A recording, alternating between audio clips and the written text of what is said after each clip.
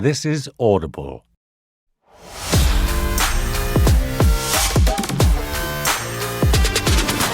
Hello, I'm Roisin Conaty and welcome to The Last Laugh, the Last One Laughing podcast. Each episode, I'll be joined by special guests from the show and the world of entertainment to bring you all the behind-the-scenes gossip and analysis from Season 2. Think of this show as the digestive, the Gaviscon, if you will, after a belly full of Last One Laughing. Speaking of indigestion, little warning, there might be some spicy language in this chat.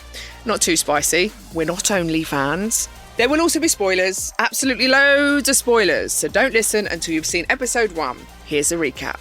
Sam Campbell arrives but seems to think he signed up to Love Island. When I go into the house, I have one objective, and that is to find love. Alan Carr rocks up with his new traitor's persona. I've killed, and I will kill again. And the reigning champ, Bobby the Chuckle Hunter Mortimer, is back. I hope they'll be pleased, that I haven't died. To discuss all of that and more are my brilliant guests. Firstly, the sublime comedian, writer and actor, RNLI enthusiast, star of the first season of Last One Laughing and most recently seen Getting Up with Keira Knightley on the telly, it's Joe Wilkinson. And joining him is the brilliant actress, star of EastEnders for 30 whole damn years and host of the hugely successful podcast Life with Nat, it's the wonderful Natalie Cassidy.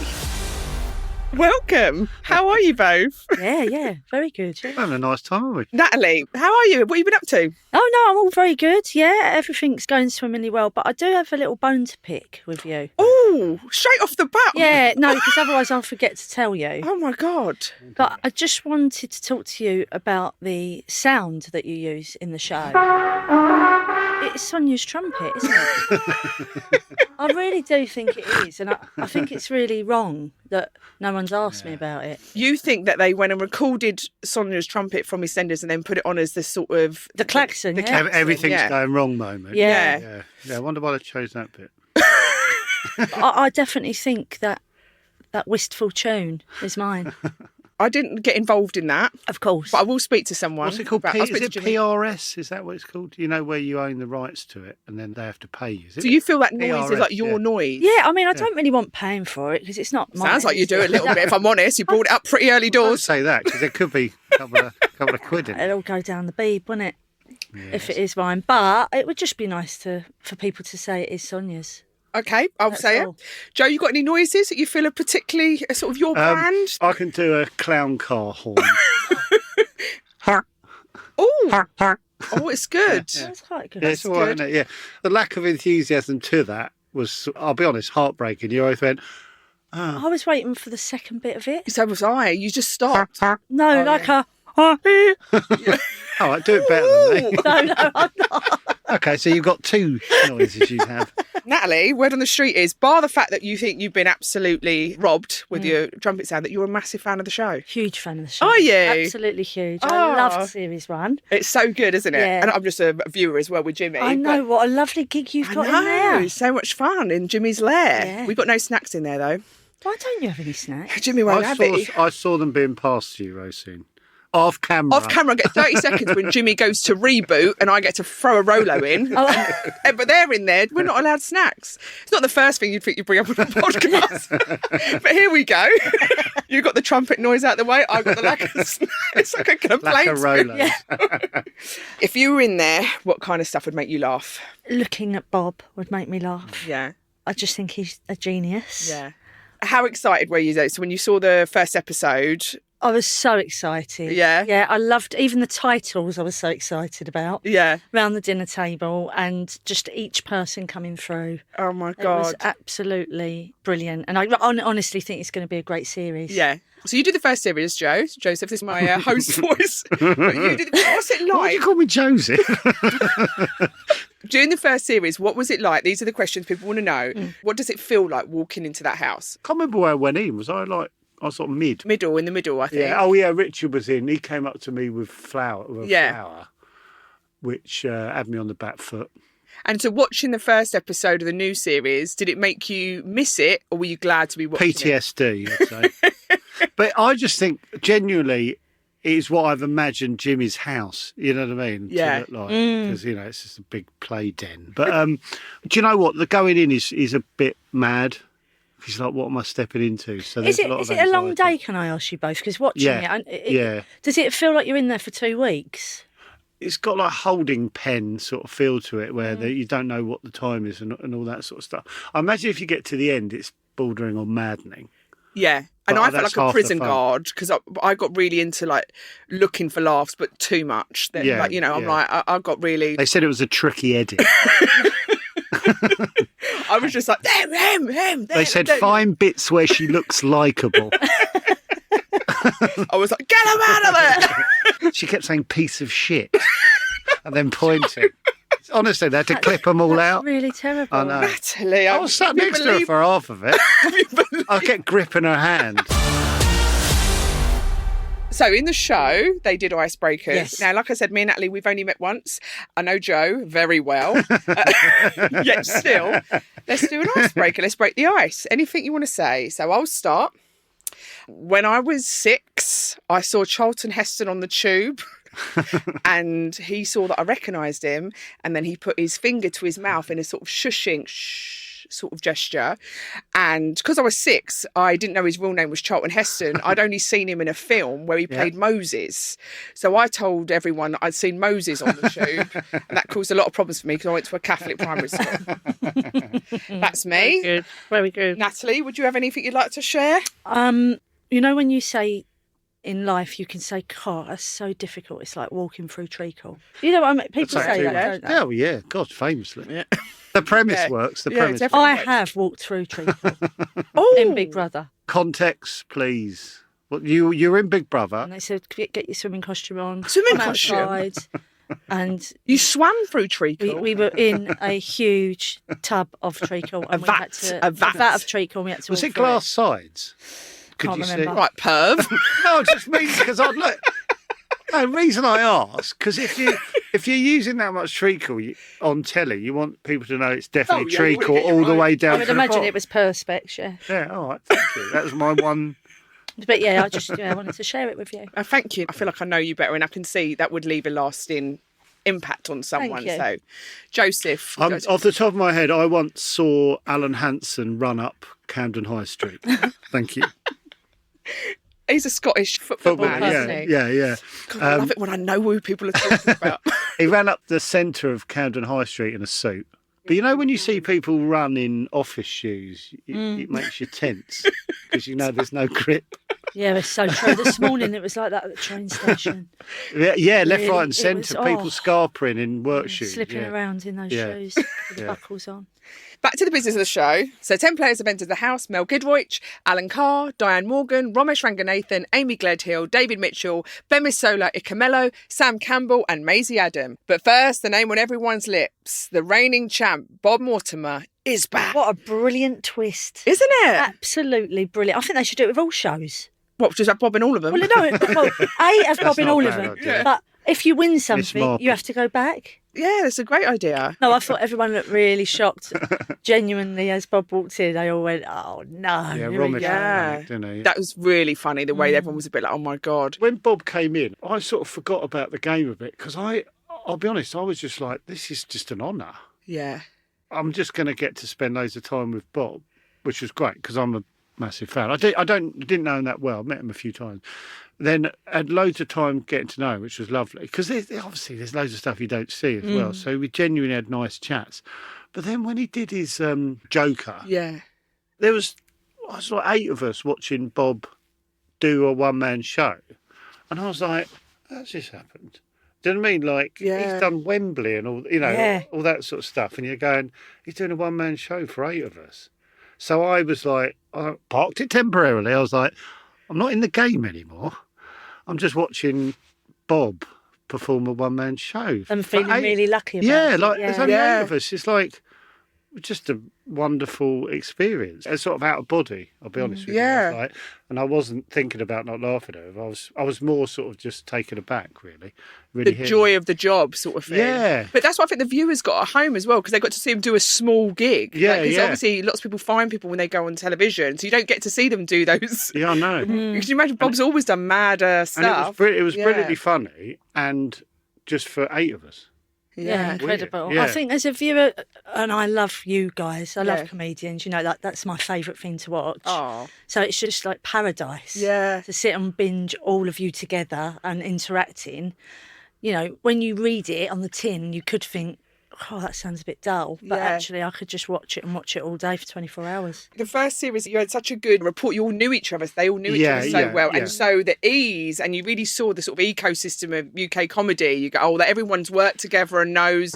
And so that felt like you were joining, like even as a viewer in with Jimmy, like you go, oh, that's a gang. Like you Yeah, go, that yeah. feels like a gang that you want to be part of. It was really lovely. The thing about comedy, isn't it? Everyone just thinks, like, when you've appeared on something TV, that's the sort of your first week of being in comedy. You know what I mean? People go, Yeah. but like, we've been sort of 20 years. Yeah. So we've known each other for 20 years. So it's like... Hiding behind curtains, thinking, how do we get out of here? yeah. How do we, is there another Yeah. exit? Yeah, How do but gigging, yeah. Well, can I tell the story, Roche? we... Go on then. Go on. Me and Roche did a Edinburgh. Look, I adore Roche. I think she's genuinely one of the funniest people, but I'd say is the most ill-prepared for Edinburgh I've ever seen. Edinburgh. Like, people do Edinburgh previews and say, I've got nothing, right? Yeah. But that means I've got like half an hour of material because we are 3 months away, maybe 2.5 months away from Edinburgh, and people they say I've got nothing, which means they have some, but not enough. So we did a preview together in Cambridge Junction Theatre. So Roisin's doing the first half preview, and I'm doing the second half. Roisin turns up and says, "I've got nothing."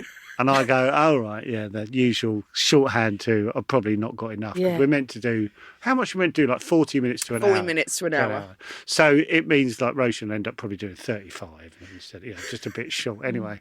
And I probably had about 35, 40 as well. Anyway, Roisin goes on and says, I don't have anything. So she comes off, and I'm like, holy crap, she's done 9 minutes. Like, this is unbelievable. She comes off. Remember, this is really on in her careers. And Roisin turns to me and goes, do you think I'll still get paid? But then I've got to stretch my bit out because they pay for like 2 hours of comedy. She's done 2 minutes. I've done about 2.5 20, 25. I meant to 2.5 do 40, so it's still hard. 2.5 months later, she wins the award. Brilliant. Isn't that insane? It was, she had nothing, not one idea. So, Joe, you've been in the house with Bob. What advice would you give to the new contestants for dealing with him? I wouldn't say stay away from him because you're missing out. But Yeah. I have noticed, I think everyone in there, I don't know what you think, has watched it because they're different. Like Sam's going on the attack and all that. I didn't go in with any strategy. I think only a couple of people, maybe Richard Ayoade and I can't think who else. Lou and Richard were very on the aggressors. The only people with any strategy. Lou's the rest very of- aggressive. I did catchphrase with her. We did catchphrase together and she was quite aggressive. Okay, well, if anyone's I thought going you meant in the game. No, she was quite aggressive. What, in the green No, room? we got on very well. Spitty, But she's no, quite she was spitty. quite angry when I was winning. But I've let it go. We've spoken since. It's You fine. keep bringing it up. As well as Bob, there are 9 new incredible players. So that includes your traitor's nemesis, Alan Carr. How was it seeing him in there? Oh, yes, yeah. It's quite weird, actually, yeah. He's good fun to be around. Oh, Yeah. I was like, I'll be honest, I was a little bit jealous because in the traitors thing, I didn't get to spend that much time with him because there's so many people. I did spend a bit of time with him, but he's so much fun. But he's also like kind of an orbit. Do you know what I mean? Yes. Like in the traitors and stuff like that, people were kind of hovering around him, and I was a bit on the on the "Oh, get in periphery. there, Yeah. get in there. So I wonder if that'll happen again. But everyone's going to be completely, they're going to be the opposite because he's so naturally fun. He reminds me a bit of Lou because it's the unpredictability. That's why Lou's funny Yeah. because you can never really predict what she's going to say. No, She's That was- brilliant. And Alan's a bit like that. Was it triggering for you when he went and whispered to David? 'Cause Oh, I thought about Naughty Torty because he went Oh, over yeah. and whispered. And I thought, What's frustrating about that was the sort of time because I had a bit of time to think about like they're going to try and make me laugh. So I sort of tried to mentally shut down. So I was like, I think I'll be all right. And then that monster Lou. Got you. I'll tell you a secret also, and I know it's not overly appropriate, but, I don't care. But Joni's 9 and she absolutely loves the show. Yeah. So she watched the whole series. There are parents that will frown about it, but I'd rather watch a good comedy than a load of crap. Yeah. And her favourite saying, she'll come down the stairs and she'll be like, naughty torty. Do you think Sam is one of the aggressors so far? He kissed David's arm like seconds into the game. Genuinely, like 20 seconds. God, yeah, we didn't do any of that. There was apart from Richard, there was a lot of good grace with us at the top. Everyone was like, oh, I'm not going to go straight away. But yeah, this time there's a lot of, right, let's get these bastards out. I think Sam and Alan, Sam's going for Alan. Yeah, that's what it is, isn't it? Sam's going play. for Bob as well. Yeah. Can't lose Bob early. That's heartbreaking. Well, Sam's he's got to go for while he's got the energy, he might as well go for because it does dwindle, doesn't it? Yeah. Might as well go for the... You lot make me laugh till about energy. So 6 hours. 6 hours in an house. Aye, you don't know how hard it was. 3 naps, that's all I had. From the Host House, Whoever you are, there's a welcome there for Ruth and Faye, Mohammed and Jose. from the Oast House, whether at work, rest or play, listen to my podcast. It's packed full of meaty goodness. From the Host House, With Alan Partridge. there's a welcome there for straight and gay, and he and she and they. From the Host House. From the Oast House, the Alan Partridge podcast, series 1 to 4. Subscription required. See audible.co.uk for terms. So Mel, Maisie and Alan all said they think they're going to go out first, but do you believe them or are they double bluffing? I think Maisie's clever. I'm not sure if she's having a little double bluff. She was great with Romesh, surviving that head-to-head, Yeah. her and Romesh. Because, it was full on, but she was brilliant. But also, I think she is a giggler and she was able to really lock in and just focus on it. Might be one of the ones who just, on the day, works out how to not laugh. Yeah. And probably, no, Maisie's probably not massively planned. No. She's probably just gone, I can do that. I saw Amy Soho show. Absolutely brilliant. And I think she's a phenomenal talent. Very funny, yeah. Yeah, she's so good. And so I think she's in there and she's got that, I think she's sussing everyone out. And she's a really good sketch performer. Do you think she could be someone to watch that could be like a little dark horse? I'm really looking forward to seeing what she's doing in there because it's a brilliant place to watch new people that you haven't seen before. Do you think, obviously, like you said, she's gigged for 400 years. Yeah. I just haven't seen her. But do you think there's a part of people that haven't done those shows that are going, God, I'm in here with all these people and it's a little bit overwhelming as well? Probably, yeah. I felt a bit like that. Like, especially at the beginning, you sort of realise if there's a lot of voices, sometimes you just go, I'll just sit this. So she probably might work might work for her though. Yeah, absolutely. Well, I think it's that thing, is it just sussing it out? And if she's not a target yet, so Sam's going for that big Alan, so she's not. If you're not a target, you think, well, if I'm not a target yet, then that works in her favour. It could really work. I mean, she could sit at the back there quietly. 4 or 5 people could go out, and by the You're time allowed to hide. You're probably not allowed to I'd ban hide. that. I'd ban bending down at the sink. 'Cause last year, I felt like every time we went to laugh, all of a sudden they needed to get a glass out of the cupboard and they'd bend down. I didn't do any of this. That I was like, don't let them have any glasses. So you could have cameras in the cupboards and stuff. Oh, I would go at the full- bottom of the sink. Yeah. I didn't realise people putting their face in the sink. Well, just sort of those ways in which people I move. didn't They think have of to, any of that. No, I yes. was out quite sharpish, to be fair. Bemi, I think she's chopsy. She's a giggler, but she's also, I feel like she wants to go on the attack a bit as well. She's one of those that when she laughs, she'll make other people laugh as well. I find her extremely funny. Yeah. What do you think of them all as a group? What do you think the difference is to last year? What do you think of them as a collective? A gang, yeah. You've got a lot of different characters in there, which is fantastic. Again, as quite a few deadpan people. Very deadpan. I do think with Romesh, he's got to be careful because he is so deadpan. He nearly made himself go. Alan is just Alan. Yeah. I don't. That's impossible. I just don't know what I would do. I mean, I try and watch it and play the game and try and not laugh. Oh, do you? Sometimes, yeah. I'll have a go to see if I A lot can't of people laugh. do that. Really? Yeah. I would have gone. I would have been with you, sat on the side. When I heard Croc and a wedge, I wish you wouldn't have said it so I would have been with you. No. Worst case scenario. I would have been out. Imagine that. Heartbreaking. Snackless. So who do you think could be the one to beat this series then? It's early doors, but just on that, who surprised you? Sam Campbell, I'm going to go for. Ooh. I'm going early. I think he's genius. Diane, probably. Yeah, she's good deadpan, so... But I think with her kunk experience, she's probably gone through hell not laughing before. Yeah, that's true. There's a lot of actors in there, comedians, but act as well. Do you think that being an actor, I think that helps, definitely. What do you think? Because you can't, what's the phrase? Corpse. Yeah. Oh, yeah, when you do go there. Actors are some of the worst, aren't they? It's horrendous. They're quite naughty. Have you ever laughed during, like... I have done, yeah. What scene was it? Oh, it's been a few. There have been a few where you are just so apologetic. It's awful, isn't it? Oh, it's awful. And you're like, I'm so... They just want to go home and you're like, let's just get it done. But at least we're doing comedies, whereas like serious dramas, like it's harder. Like if you get the giggles... When I get the giggles, there's such a level of panic. That's what I hate. You suddenly become aware of the amount of people on a set. Yeah. And all the people who are like wanting lunch. Exactly right. And you're like, they genuinely do not like me now. I don't know if acting will help because it's a similar thing, isn't it? It's the high pressure. Outside of work, what are the most inappropriate times either of you have ever laughed at something? I always laugh at my children's parents' evenings. I find it so boring. And I know that I should be really filled with kind of enthusiasm. But everything they're saying I know already. I'm their mum. Like, they can't say anything to me. And even if they're like, oh, they've done so well, I'm like, well, they're not fucking doing it at home in my head. So I always have a slight giggle to myself. And is it because if they say something like, they're such a lovely... Yeah. And then you go... Absolutely, in my head. I'm you thinking you don't know the half of it. Yeah. They're just sitting there and just like... She's an absolute angel, She's absolutely agile. I was just there going, okay, thank you very much. Please, she's all right for you.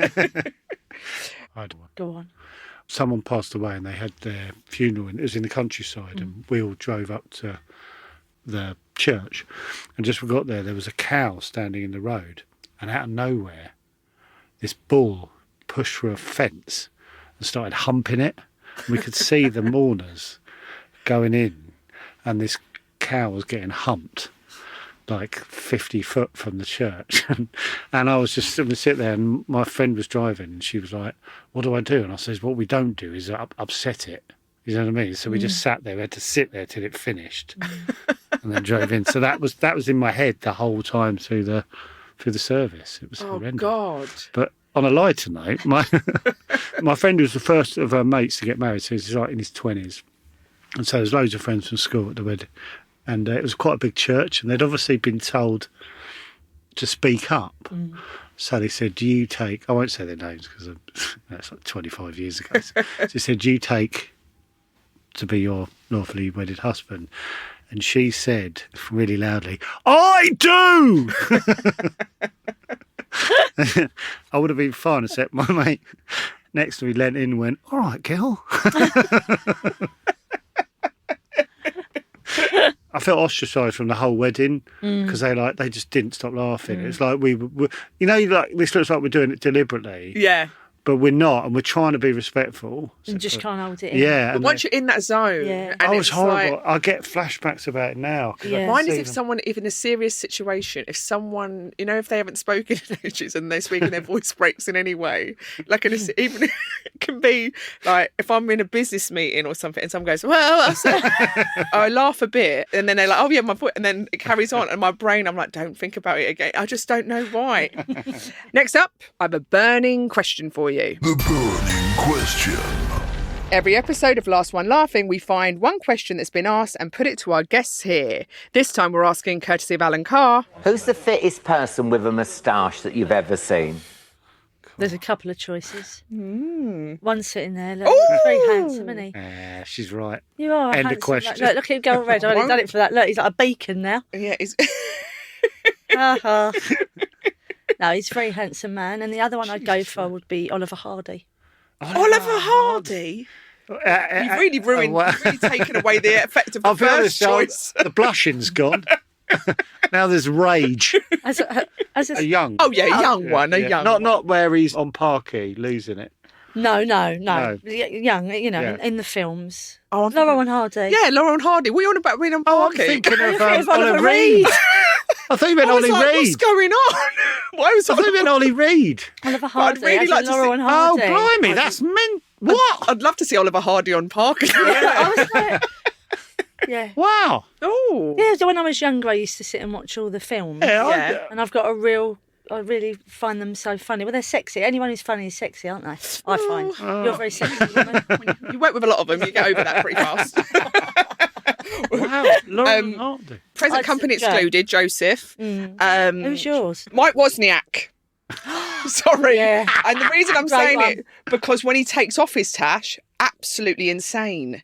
So that tash What do you mean? is a beautiful man, no disrespect to Mike Have you Wozniak. seen him without a tag? Oh, have I? Oh, His wife made him grow it back Wow. in a loving way. You go, keep yeah. it. I'm just saying anyone with the tash is it adds to them. So David Mitchell gave us the first Joker of the series, which was a very impressive song and dance number. Who knew? Christ alive. These are two different fellas, isn't they? Completely. He's obviously gone, there's only one way to deal with this, is full-on commitment. Because, do you know David? I don't really know David too well. He's a genuinely lovely, reserved man. Yeah. And obviously it comes across. He's very, very funny, but he is actually quite reserved. And then I was like, what's he going to do? And I was like, who is that? You know what I mean? It was like complete... I thought it was a really good setting the scenes for commitment. And like you said, like to go, everyone's going to have to really throw everything into it to try and get You a don't want laugh. to follow that one though, do you? Do you think he had planned to do the end, or do you think he was annoyed that no one had laughed? Oh. Oh, do you reckon it was a flurry? Because you do sometimes do that. Call it a flourish. Yeah, a flourish. What do you think? Oh, do you know what? I probably was, a bit like, I'm here now. Yeah, it's Very- happening. I reckon you're right. I think that's a good call. I think that was a flourish.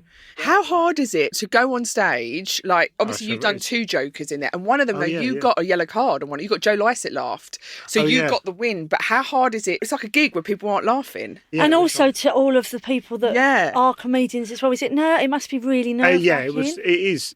It's heartbreaking. Because Does it remind you of early gigs? yeah, and you know how badly you can die. Now, have you got a relationship with the RNLI now? Yeah, I have, genuinely. I was their Christmas jumper model. I saw. Unbelievable. And you looked really And they sold out. You had a big old Christmas. Didn't I just? Okay, I want to hear some predictions. Who's getting to the final? Sam, Yeah. Sam, Bob. Diane. Diane. Oh, it's a great threesome. Yeah.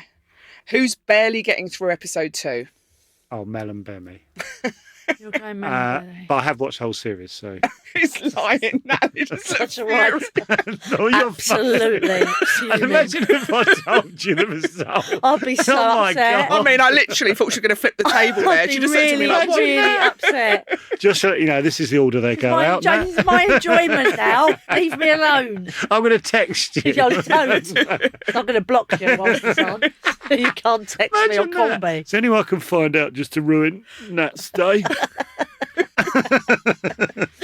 I'm going to go Alan, Oh, and I'm going to go Romesh. spicy choice. I am because I Why think Romesh, you think? because I think he's so funny, Yeah. but he nearly made himself go, Yeah. and I but think it's a danger. Pigeon story was very funny. Yeah, it was really, Very that good. was great, good gear. It really made me fun. Yeah, it was really... I just didn't see it coming. No. You know, you said there was a pigeon on the thing. Because obviously, really made me laugh. I was like the most unqualified dentist. Do you know what I mean? Like, just leaving his window. But saying, can you deal with it? It's my I've got point. enough going on here, mate. It's just the way I just think he's brilliant. Who do you think has got the yellow card? Oh, at the end? Yeah. Who do you think Alan. broke? You think it was Alan? Yeah, he turned his back, didn't he? Oh, yeah, yeah. You think it going for I Alan? think so. I can't confirm or deny. Oh, you're the one How who many made have me you think seen? it. You've seen the whole thing. And I was there, Joe. I hope that's crazy. And you are Roisin, correct? That's me. Before we end the show, Yep. Romesh and Maisie went head to head with their biggest regrets. Oh, I'm going to put you two head to head. God. Tell me your biggest regrets. I'll be honest, one of them would be this could have been done on Zoom. Imagine now we're all sat in our houses doing it, and then once we go, cheers everyone, bye, you're Have a like, good old nag. Oh no, he means could he can just go and do what he wants to do. Sorry. yeah, you could have some breakfast in there or whatever. Just saying, that's an idea. That's It is nice to leave your home, Joe. That's your biggest it? regret, that this isn't on Zoom. You must have a bigger one. some of the tattoos I've had. I'm absolutely covered. Climbing ivy. I've got a load of climbing ivy tattoo. No, you haven't. I have. Where? A lot of my torso is climbing ivy. Lot of my torso. It's climbing ivy. I've got a big climbing ivy. I don't believe you. Sorry. Well, I regret that. Natalie, do you have any regrets? I know I'm bringing it up again, but it is true. I do regret not continuing to play the trumpet. No, I do, because I think we need a hard end to the episode there.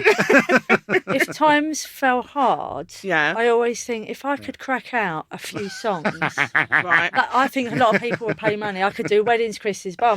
I think it would be worth it. It's never too late. No, So that's I'm true. thinking, do a week and a half trumpet, or YouTube it. Yeah, You don't want to be too good. You want to be a bit crap. yeah, but you want to be able to understand what. You could do Yeah. like Cameo, where you play trumpet and you go, Michael's 18. Well, that's what I mean. Yeah. It's good for that. I mean, I'm not there yet, thanks, Joe. No, don't. Oh, yeah, you go on OnlyFans with it, Natalie. I'll get my feet out. Trumpet music. I'll be with Alan soon with a crock and a wedge on. Oh, it's been so lovely having you both here. Oh, and I'm thank so you. delighted I got to spend some time with you, Natalie. It's been I'm such a lovely. huge fan. Oh, don't. Such a huge fan.